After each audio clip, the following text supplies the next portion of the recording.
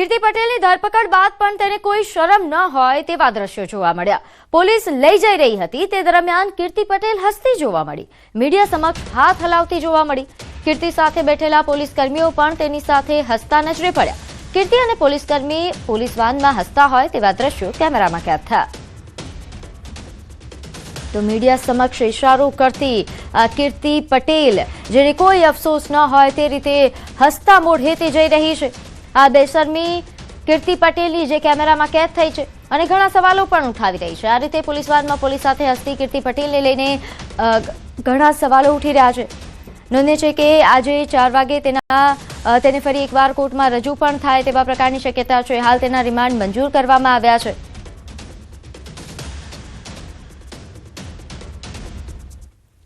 તો સાવરકુંડલા તાલુકાના દેતડ ગામે લોકોએ બેફામ દારૂના વેચાણથી તેઓ ત્રાસી ગયા છે। કંટાળેલા સ્થાનિકોએ સાવરકુંડલા રૂરલ પોલીસ સ્ટેશનનો ઘેરાવ કર્યો। ગામમાં વધી રહેલા દારૂના વેપારના કારણે બહેનો અને દીકરીઓ માટે બહાર નીકળવું મુશ્કેલ બન્યું છે। તેથી ગ્રામજનોએ પોલીસ અધિકારી સમક્ષ રજૂઆત કરી। ગામના સરપંચ સહિત આગેવાનો અને મહિલાઓ મોટી સંખ્યામાં પોલીસ સ્ટેશન પહોંચી અને બુટલેગરો સામે કડક કાર્યવાહી કરવાની માંગ કરી। 24 કલાકમાં દેતડ ગામમાં દારૂનું વેચાણ સંપૂર્ણ બંધ કરવા માટે આવેદનપત્ર પાઠવાયું હતું। પોલીસે યોગ્ય પગલાં લેવાની ખાતરી આપતા હાલ પૂરતો મામલો શાંત પડ્યો। दारू पी पीने हमारी छोकरियों बेन दीकरीनी इज्जत लूटवा होते जाए छे अने अमारी बाजूमां ज रहे छे। अमारा आदमी मजूर माणस छे, अमारे थोड़ो 24 कलाक एकलाने घेरे रहेवाय साहेब। अमारे एनथी छे ने गाम मेकावानुं छे, बीजुं कांई नहीं। अमे बहुत त्रास आवी गयो छे हवे दारूथी।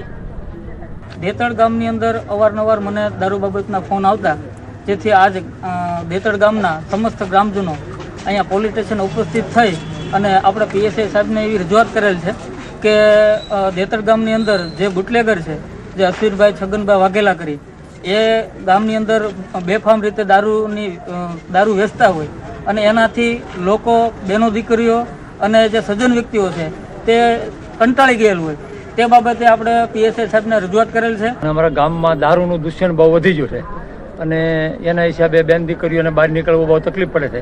એટલે ગામ લોકો ભેગા થઈને અને રજૂઆત કરવા આવ્યા છે। એટલે અમે સાહેબને રજૂઆત કરીને અરજી આપી છે કે ભાઈ આ અમારે 24 કલાકની અંદર દારૂનું દૂષણ દેતડમાં રહેવું ન જોઈએ। તો હાલ આ મામલે વધુ વિગત સાથે મારી સાથે સંવાદદાતા રાજન જોડાઈ ગયા છે। રાજન, દેતડ ગામે જે આ દારૂના વેચાણ સામે લોકોએ મોરચો માંડ્યો છે, શું છે સમગ્ર મામલો? આમ જોવા જઈએ તો સાવરકુંડલા તાલુકો તો ઠીક છે, પરંતુ સમગ્ર અમરેલી જિલ્લામાં આ પ્રકારની પરિસ્થિતિ હોય તે પ્રમાણે લોકો હવે ઘરની બહાર નીકળી રહ્યા છે। ગઈકાલે જે ઘટના બની સાવરકુંડલા તાલુકાના દેતડ ગામે બેફામ રીતે વેચાતા દારૂ સામે લોકોએ મોરચો માંડ્યો છે, પોલીસ સ્ટેશનનો ઘેરાવ કર્યો હતો અને 24 કલાકમાં જ આ દારૂની બંધી કરવા માટે પોલીસને એક્શનમાં લાવવા માટે તેઓએ પોલીસ સ્ટેશનનો ઘેરાવ કર્યો હતો। આવેદનપત્ર પણ પાઠવ્યું છે। લોકોએ કેટલો ડર છે બહેન દીકરીઓને બહાર નીકળવા માટે, કેટલાક લોકો જે દારૂ પીને દંગલ કરતા હોય છે તેની સામે આ સમગ્ર મામલો હતો। જોકે પોલીસે ગ્રામજનોને ખાતરી આપી છે કે આવતા 24 કલાકમાં આ પ્રકારની જે પણ દૂષણ હોય છે તેને ડામી દેવામાં આવશે ને એટલે હાલ પૂરતો આ મામલો શાંત થયો છે। પરંતુ જે રીતે દારૂના ધંધાર્થીઓ બેફામ થયા છે તેની સામે લોકોનો આ રોષ જોવા મળી રહ્યો છે। જી આભાર માહિતી આપવા બદલ। તો વડોદરા શહેરમાં વિકાસ કાર્યો માટે ઠેર ઠેર ખોદેલા ખાડા માથાનો દુખાવો બન્યા છે। ખાડાઓના કારણે અહીં દુલ્હન ટ્રાફિકમાં અટવાઈ હતી। 2 વ્હીલર પર લિફ્ટ માંગીને લગ્ન સ્થળે પહોંચી, જાન પહોંચી ગઈ હતી ને દુલ્હન ટ્રાફિકમાં ફસાઈ ગઈ। લિફ્ટ માંગીને લગ્નમાં પહોંચતી દુલ્હનનો એક વિડીયો વાયરલ થઈ રહ્યો છે। 15 મિનિટના ડિસ્ટન્સ પર પહોંચતા 45 મિનિટ લાગી। રોડ રસ્તા ખોદી નાખવાના કારણે ડાયવર્ઝન આપવા પડ્યા છે। મુહૂર્ત સાચવવા માટે લગ્નનું ફોટોશૂટ પણ બાકાત રાખ્યું। આજે આ રોડ પર ટ્રાફિકની સમસ્યા હાલ માથાનો દુખાવો બની છે। દરરોજ ટ્રાફિક જામમાં અહીં નાગરિકો ફસાય છે, પરેશાન થઈ રહ્યા છે। एक्चुअली હું પાર્લરથી રેડી થઈને ઘરે આવી, ઘરેથી પછી જતી હતી હું, કેમ કે ટાઈમ થઈ ગયેલો અને બારાત ઓલમોસ્ટ આવવાની હતી। થોડો ટાઈમ હતો મારી પાસે કે હું ફોટોશૂટ કરવાનું હતું, તો ફોટોશૂટ તો થયો નહીં કેમ કે ટ્રાફિક એટલો બધો હતો। વન વે હતો કેમ કે એક સાઈડ બધું ખોદી નાખેલું હતું અને જે વન વે હતો ત્યાં 3 બસ ફસાઈ ગઈ હતી, એટલે કોઈ બસને જવાની જગ્યા નહોતી। તો થરાદ ખાતે ગુરુ બ્રાહ્મણ સમાજનો પ્રથમ ભવ્ય સમૂહ લગ્ન મહોત્સવ યોજાયો. વાવ, થરાદ અને સુઈગામ પંથકના ગુરુ બ્રાહ્મણ સમાજના કુલ 18 યુગલોએ પ્રભુતામાં પગલાં પાડ્યા. લગ્ન મહોત્સવમાં વિધાનસભાના અધ્યક્ષ શંકર ચૌધરી પણ ઉપસ્થિત રહ્યા. તેમણે થરાદ ખાતે હવે આધુનિક સાયન્સ સિટી સેન્ટર બનાવવાની જાહેરાત કરી. સરહદી વિસ્તારના વિદ્યાર્થીઓને વિજ્ઞાન અને ટેકનોલોજી ક્ષેત્રે આગળ વધારવા માટે સ્થાનિક સ્તરે અત્યાધુનિક સુવિધા મળશે. અને નજીકના સમયની અંદર એક સાયન્સ કેન્દ્ર એ રીતનું ડેવલપ થશે કે બાકીના લોકો પણ અહીં આવશે અને બીજા બધાને દિશા આપવાનું કામ કરીશું. અને આપણા ભલે ગામડાની અંદર રહેતા હોય, છેલ્લા ગામની અંદર રહેતા હોય, પરંતુ એ દીકરો દીકરી પણ દુનિયાનું શ્રેષ્ઠ જે વિજ્ઞાન છે એ વિજ્ઞાન સુધી પહોંચી શકે. તો થરાદ ખાતે આયોજિત ગુરુ બ્રાહ્મણ સમાજના સમૂહ લગ્ન પ્રસંગે પ્રદેશ ભાજપ ઉપાધ્યક્ષ ગૌતમભાઈ ગેડિયાનું નિવેદન સામે આવ્યું. તેમણે કહ્યું કે હવેના છૂટાછેડા મોબાઈલના લીધે થાય છે. પ્રભુતામાં પગલાં પાડનાર દીકરીઓને શીખ આપતા કહ્યું કે મારો ઘરવાળો એ જ મારું સોશિયલ મીડિયા છે, એ ભાવ સાથે રહેજો તો જ સુખી થશો. હવેના જે છૂટાછેડા થાય છે ને એ મોબાઈલના લીધે થાય છે.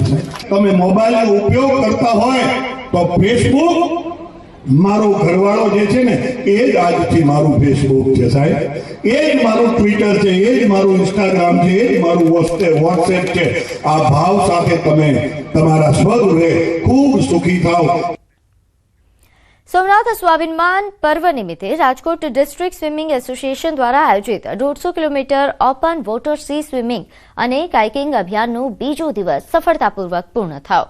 21 ફેબ્રુઆરી 2026ના રોજ સોમનાથ બીચથી શરૂ થયેલી આ દિવસ એ સમુદ્રી યાત્રા 2 માર્ચે સિમોર બીચ ખાતે પૂર્ણ થવાની છે. બીજા દિવસે ખેલાડીઓએ સૂત્રાપાડા તાલુકા પાસે દરિયામાં આશરે 10 કિલોમીટરનું અંતર પાર કરીને દ્રઢ સંકલ્પ અને સાહસનું પ્રદર્શન કર્યું. પવન જેવી પડકારજનક પરિસ્થિતિ વચ્ચે પણ તરવૈયાઓએ સફળતા મેળવી તેમજ લાઈફ સેવિંગ સ્પોર્ટ્સની વિવિધ પ્રવૃત્તિઓનું પ્રદર્શન પણ કરવામાં આવ્યું. રમતગમત સાથે પર્યાવરણ અને સામાજિક સંદેશ આપતું આ અભિયાન યુવાનો માટે પ્રેરણાદાયી બની રહ્યું છે. સોમનાથથી અને દેલવાડા સુધી જે અંદાજે 150 કિલોમીટર સુધીનો અમારો આખો જે રૂટ છે, જેમાં 2 ગર્લ્સ છે, એમાં એક કયાક કરશે, એક સ્વિમિંગ કરશે. ટોટલ 7 છોકરાઓ છે. સાથે અમે જે સ્કૂબા ડાઇવિંગ એનું પણ થોડું એક્સપ્લોર કરીએ છીએ. સાથે સ્વચ્છતા હોય છે, દરિયાની અંદરની સ્વચ્છતા એ અમે ખાસ અમારો એક પોઈન્ટ છે. સાથે કેન્સર કેર ફાઉન્ડેશન પણ અમારી સાથે હોય છે. આમાં પ્રિકોશન ઘણા લેવા પડે કેમ કે સી છે એક ઓપન સ્પેસ થઈ, તો એના માટે અમે લોકોની હારે લાઈફ સેવિંગ બોટ્સ હોય છે. અમે લોકો ખુદ એના માટેની ડાયટ સ્પેશિયલ હોય, પ્લસ એટલી પ્રેક્ટિસ કરી હોય.